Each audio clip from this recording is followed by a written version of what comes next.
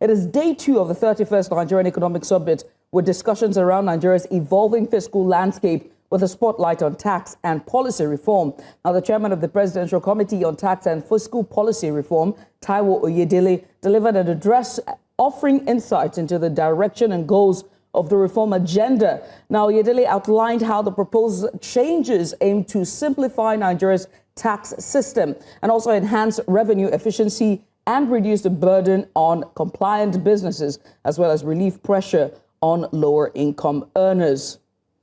Now, to further this discussion, we want to take a deeper dive, and to do that, we have the former governor of the Central Bank of Nigeria and the current Emir of Kano, and that is Muhammadu Sanusi II.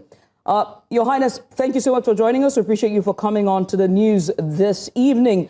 You are no stranger when it comes to Nigeria's economic policy, and you have operated at the topmost level yourself. What specific tax and policy reforms would you propose for Nigeria to address in its evolving fiscal policy? Thank you very much. Well, look, at the moment, as far as monetary policy is concerned, I have nothing but positive words for what the central bank has done. We come in from a background of very high levels of instability as a result of loose money and uncontrolled growth in money supply.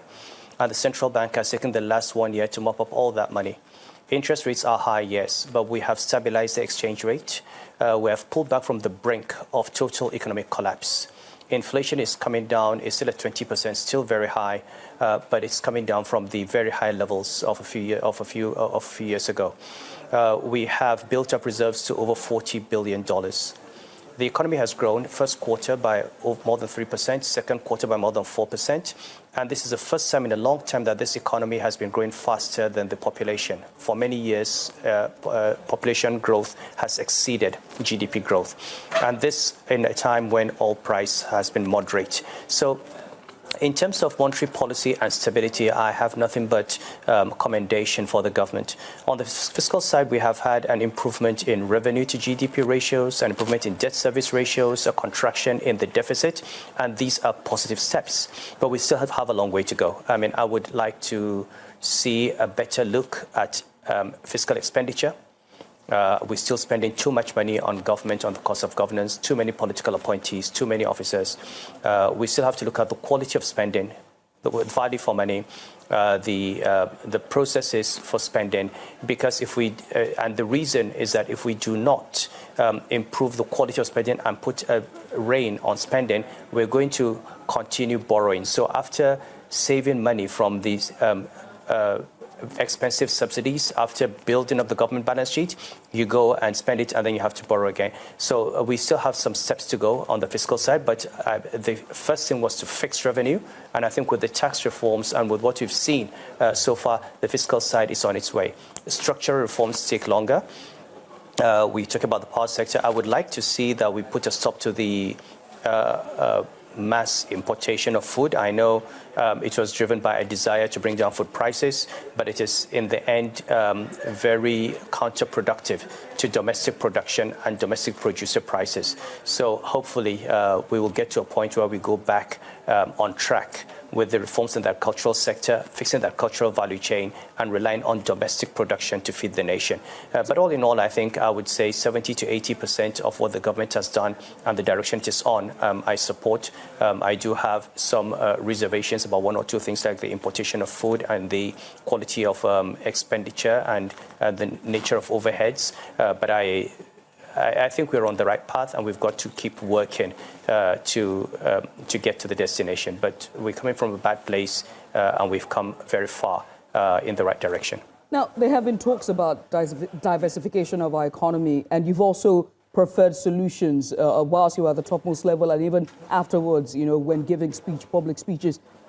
And you're saying that we're on the right trajectory when it comes to our fiscal policies and direction for our economy. But to diversify Nigeria away from oil, what exactly does the country stand to tackle in doing that? Would it be insecurity? Would it be, boosting confidence, investor confidence? What would it be to make Nigeria diversify properly or in depth? But Nigeria has been away from oil for a long time. I mean, it's a myth. Oil is less than 10% of GDP, maybe less than 5% today. Nigeria is not an oil-dependent country. Government revenues are driven by oil prices. And we've got to diversify our exports, and I think we're now having non-oil exports increase because of the exchange rate situation, and we're getting more competitive. We've got to work on the quality of exports and access to markets. If we want to sell Nigerian goods abroad, we've got to make sure they meet the specifications of the consumer, and that requires regulation, it requires controls, it requires certification, and that work needs to be done. But in terms of the GDP, services, financial services, telecommunication services, information technology, education and healthcare, those sectors have grown significantly in the last few decades. So there has been significant diversification of production away from oil. What we need to do is diversify sources of government revenue and reduce the correlation between oil and non-oil revenue, because we often forget that when oil revenue goes up, we also tend to import more, and we have import duties, and therefore when oil prices go down, you have a reverse. So reduce that correlation, have more sources with diversifying the tax base, with widening the tax net, with relying more on domestic income and production, you reduce those vulnerabilities. Now, as we're talking about reducing vulnerabilities, now we've seen the shock effect of the removal of petrol subsidy up until today. And many of us or Nigerians are still very skeptical or unsure whether or not that decision was made too hastily or all at once. In your fair assessment of the implications of removing the fuel subsidy, would you say that, that Nigeria has done, or the government have done so far so well, so good when it comes to mitigating the impact on the vulnerable population of Nigeria? You know, there's a kind of poetic justice here. When I was governor of Central Bank in 2011, we advised the president to remove fuel subsidies.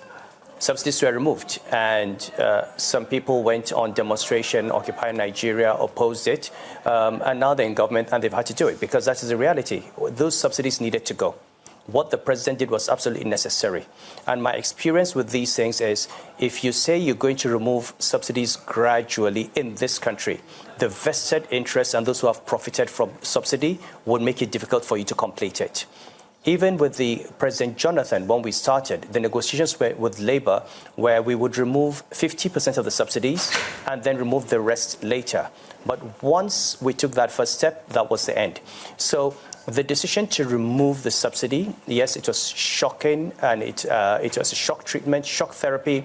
It would have disruptive effects. But if it had not been done when it was done, I don't think it would have been done at all. So that's the first thing. The second thing is that we have always known that if you remove the subsidies, you're going to have inflation, you're going to have an impact on the poor and vulnerable. But what was the alternative? You had reached a point where we had finished using our revenues. We were now borrowing to pay subsidy. We had gotten to a point, if you remember, in 2023, where 100% of government revenue was going to service debt. The country was bankrupt. Where were we going to pay the subsidy from?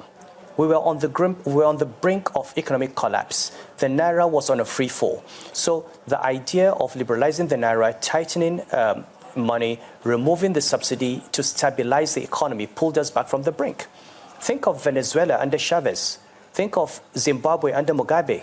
Think of Uganda under Idi Amin. This is where we were headed if we had not pulled back from the brink. So there is a lot of pain, there's a lot of suffering. But what I say is that the pain and suffering would have been much, much worse if we had continued, because ultimately those subsidies would have to go. If we had done this 10 years ago, 15 years ago, this pain would not have been what it was. When I was saying we should do it in 2011, 2012, if it had been done at that time, we would not have gone through this. Right. We continued for another 13 years, okay? And I don't think we could have continued for 2 or 3 more years. Your Royal Highness, you said that Nigeria is not an oil-dependent economy, but most of its government's revenue and foreign exchanges still come from crude oil exports, even though oil contributes only a small share to its overall GDP. And to that effect, and to that, while we're bearing that at the back of mind, we saw that the display or the turn of events that happened over the week Dangote Refinery and Pegasan with the dispute of employment, or the retirement or the entrenchment of about 800 plus employees from Dangote Refinery, and the action strike that Pegasan had to take. What's your position on a turn of events that happened all through last week, and now we've seen the cues regarding the price of gas, cooking gas at the filling stations? Okay, so I'm one of a number of Nigerians who just issued a statement on this matter. First of all, let me say that what's happening with Dangote is very sad because it sends the wrong signals to investors, local and international. The Dangote refinery is a strategic national investment. To have a Nigerian invest over $20 billion in this economy, to have any individual invest $20 billion in this economy is, at this time when people have seen Nigeria as bad news, is something that we should all comment and something we should gather around. Secondly, if you look at the problems of the Nigerian economy on the fiscus before the refinery came on stream, the bulk of those problems had to do with the petroleum sector. Our refineries were not working. We're an all-producing country that was importing petroleum products.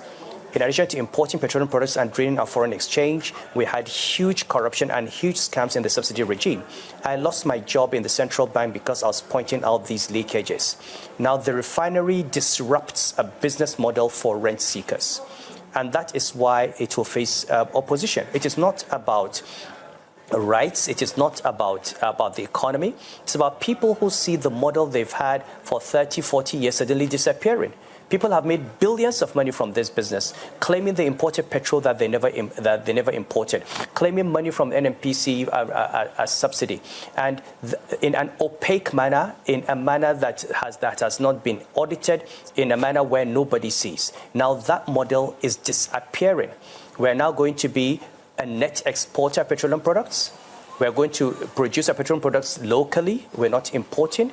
We are going to save our foreign exchange and actually add to the foreign exchange through our exports. Now, no patriotic Nigerian should get in the way of that refinery. I don't know the details of the conflict between him and the unions. What I know is that joining a union is a voluntary thing. If a driver wants to join a union, then he should go and work for a company that allows its drivers to join unions. If a driver chooses not to be part of a union and work for Dangote, he should go and work for Dangote. I don't think anyone should stop a private company. If you have a private school and you say these are your fees, if people cannot pay those fees, they go to a school where they've got lower fees. You can't tell people that who have invested privately that they should subject their business to the whims and caprices of a union. I think it is wrong. I think it is unfair. And I think to threaten the entire country with a strike over a matter between a union and a private company is the most irresponsible thing I've seen as far as the economy is concerned. I would urge Dangote to make sure that whatever he does is lawful, that all rights of members of his staff are respected, their constitutional rights are not violated. But I completely align with the position of the Vice President and the federal government that we cannot allow this investment to be at risk, and we cannot allow this refinery to be shut down. We need it as a country. We need to protect it. Right. As we're talking about the economy of the nation, one has to ask about your position on the view that that Nigeria's economy is taking a turn for the better as a result of President Bola Tinubu's policies. And one would say it's Tinubunomics. We also have seen Director General of the World Trade Organization, and that's former Nigeria's Finance Minister Iweala, testifying to these turnaround of these policies. What's your view on that? Would you agree that we're on a path to prosperity? Look, I think any honest economist will understand that this is correct. First of all, they've done in large part what we have been calling for in the last 10 years, okay? Making sure that we have a stable exchange rate, making sure that we get inflation under control, making sure that we rebuild our reserves and buffers in the event of a global shock, okay? Providing the stability that is a foundation for investments. I am not saying that we are already at our destination. There's still a long way to go. And I've said that there's still some things that have not been done. There's some things that are probably being done wrongly or that could be done better. But in terms of the big questions and the big issues, I think he's taken the economy by the scruff of the neck. Removing the subsidy and liberalizing the exchange rates was extremely timely, and the central bank has been able to catch up and bring the economy back.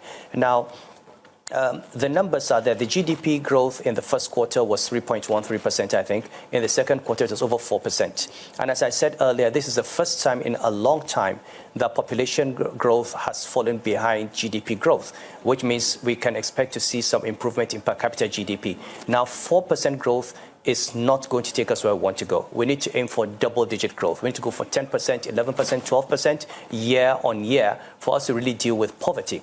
But at least we have turned the corner. Now we've got to think of all the structural bottlenecks that we have and how you unlock them. Infrastructure, electricity, technology, the productivity of our agriculture, education, especially in these days of artificial intelligence, and good healthcare. If we can do those things, I think, and I'm not talking about Tinubu or this government. I'm not a politician. You know me. I'm just saying things as they are. Your Royal Highness, I must say thank you for taking out the time to join us this evening. But before I let you go, I do have to ask about, these policies and how they can translate very quickly, because at the core of it is the common man, which is the Nigerian on the streets, and the informal sector still struggling to see those effects. When will they happen anytime soon, at least just for layman terms, as our viewers are watching from home? No, I mean, every economic crisis comes with hardship. And there's a viral video that went round of me, I think in 2011 or 2012, when I was talking about subsidy. And I did say that when we have a crisis, we're going to suffer. This is exactly what we're trying to avoid. We are paying the price for many years of mismanagement. And of course, not just mismanagement. You remember we had COVID, we've had banditry, we've had insecurity, and you add to that bad economic management. So there will be pain, and the government needs to do whatever it can to alleviate that pain, provide the palliatives, deal with the cost of food, deal with healthcare, deal with education. And this is the responsibility of government at the federal level, at the state level, at the local government level. I don't think there is anyone that would deny that. But the reality is, if we had not had these policies, we would have been in a much worse situation. I mean, you could continue, rubbing a balm. It's like you're ill and you keep taking Panadol, but you don't treat the underlying sickness. So we could have continued printing money, paying salaries, going on as if it was business as usual, borrowing and spending, until you get to a point where you go bankrupt, where your lenders are no longer lending to you, and then where you lose control of the economy. I think what they have done is to stop us from going over the abyss. And that is, for me, what I commend them for. I'm not saying they're perfect. I'm not one of those who says, everything the government has done is perfect. No, I think there are things where there are areas of improvement, and I think there are cultures that we need to change around spending, around transparency, that are legacy issues that have continued that we have to address, because reform has to go, not just, it can't be just financial. You've got to have an ethical revolution. You've got to have a cleanup. You've got to have good governance. Institutions have to have credibility. Right. The individuals who are in leadership have to have credibility, and these are all part of the reforms. And we'll continue to speak, to say what we think is right and what we think needs to be improved. It is up to them to listen. Your Royal Highness, I must say thank you for taking out the time to join us. We're going to let you go at this time.